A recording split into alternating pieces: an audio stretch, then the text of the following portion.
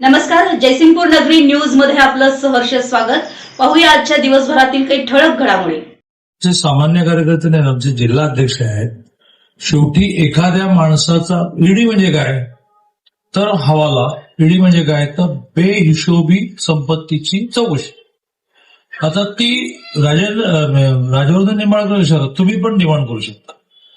त्यामुळे राजवर्धन आमचा जिल्हा अध्यक्ष आहे. प्रक्रिया हीच आहे की त्याला त्याच्या जिल्ह्यामध्ये अशी काही गोष्ट, आता ईडी असू देत किंवा त्या प्रकारची इन्क्वायरी असं नशिबांची लागली होती. कोणी केली होती? त्यावेळेचे जिल्हाध्यक्ष समाजाच्या गाडीने केली नाही, हे मागणीच केली. त्याची मागणी व्यवहारात आली, इन्क्वायरी लागली. आता यड्रावकर तुमच्या घटक पक्षामध्ये आहेत. नाही तर आमच्याकडे आलेल्या माणसं चुकली तर आम्ही कारवाई बीजेपीला जयसिंगपूर सुदर्शन कर अगं प्रश्न झाला गेला. त्या दोन वेगळ्या पक्षाने एकत्र लढताना सोय म्हणून केलेल्या आहेत.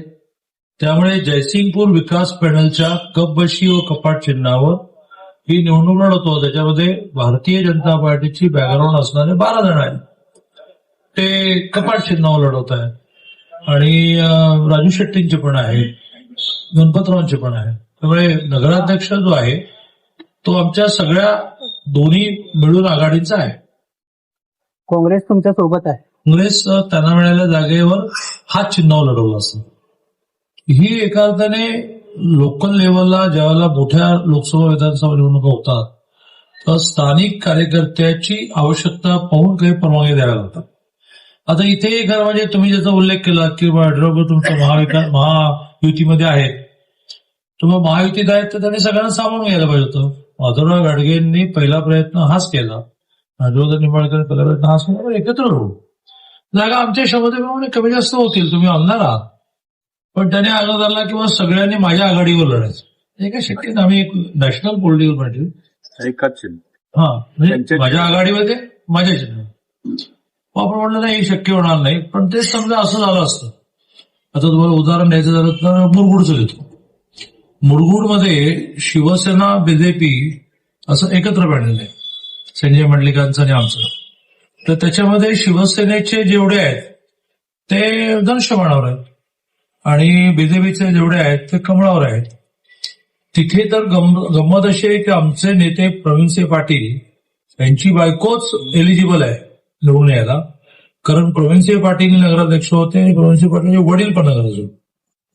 पण दोघांमध्ये मिळून तह असा झाला की तुमच्याच पत्नीला करू पण धनुष्यबाण चिन्हावर लढवा.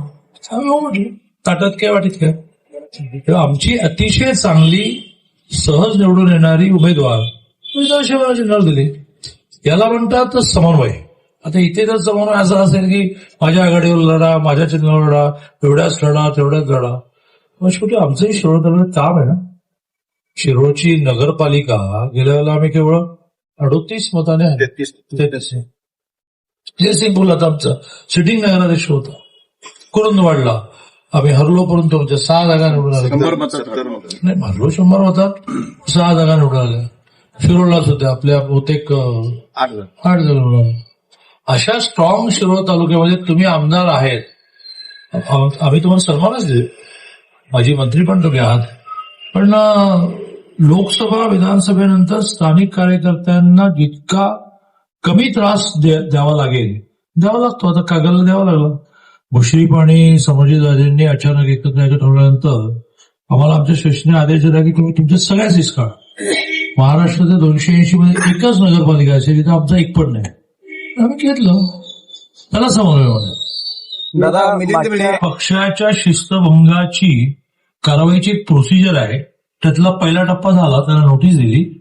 दुसऱ्या टप्प्यामध्ये आमची राज्याची एक शिस्तभंग समिती आहे, त्याच्या पुढे तुम्हाला आर्ग्युमेंट करावं लागतं आणि मग ती शिस्तभंग समिती प्रदेश अध्यक्षांकडे रिपोर्ट देते. मग प्रदेश अध्यक्षांनी घोषित करायचं असतं, त्याला 6 वर्ष दिलं. कधी कधी ती शिस्तभंग समिती निष्कर्ष देते की एवढं काही त्यांना पक्षातून काढून झालेलं नाही. त्यातला पहिला टप्पा नोटीस ती दिली. दादा मागच्या निवडणुकीमध्ये आम्ही खूप गोष्टी केल्या.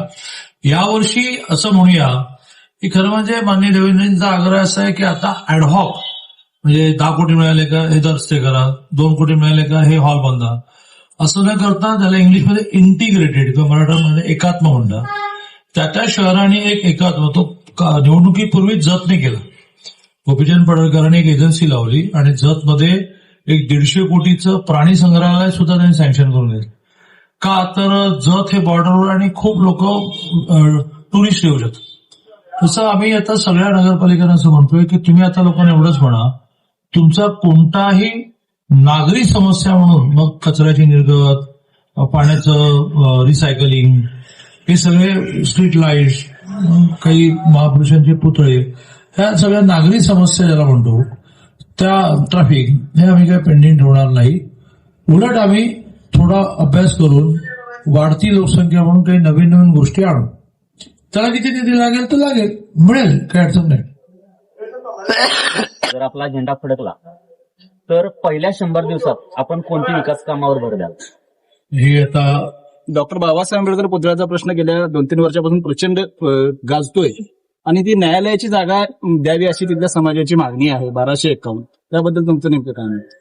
असं अडव्हान्स ज्याला म्हणतो, अचानक प्रशासनावर बैठक करून तीच जागा का हवी आहे, कारण न्यायालयाची जागा मिळणं हे करता येईल, पण त्यासाठी खूप पत्रव्यवहार करायला लागेल. विधी न्याय खातं हे स्वतः मुख्यमंत्र्यांकडे येतं, त्यांना विनंती करू शकू की आपण, पण त्यासाठी पर्यायी जागा दाखवायला लागेल की ही विधी न्यायाला घ्या आणि ही आम्हाला द्या. करू ना, निवडणूक असं नसते. आणि मी आता पाहिलं तर थोडं निकृष्ट दर्जाचं काम झालं असं माझं मत झालं.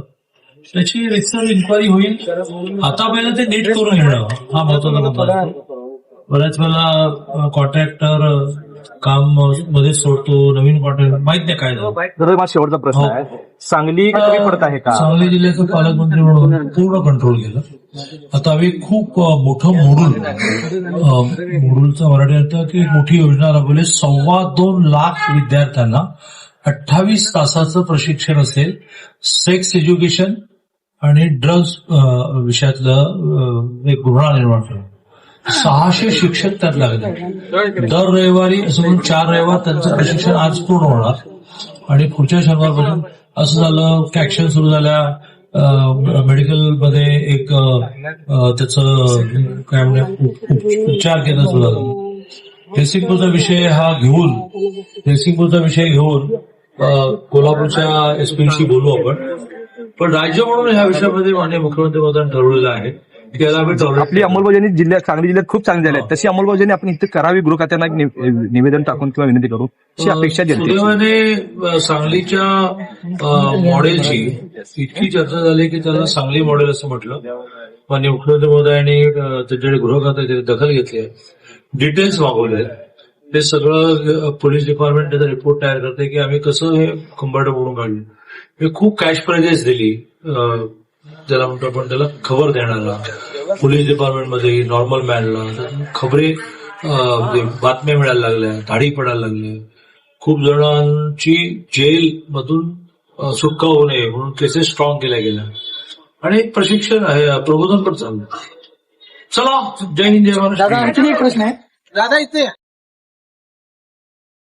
आमच्या जयसिंगपूर नगरी न्यूज चॅनलला लाईक करा, सबस्क्राईब करा आणि हो, स्क्रीनवर दिसत असलेला व्हॉट्सअप नंबर तुमच्या मोबाईलमध्ये ऍड करा.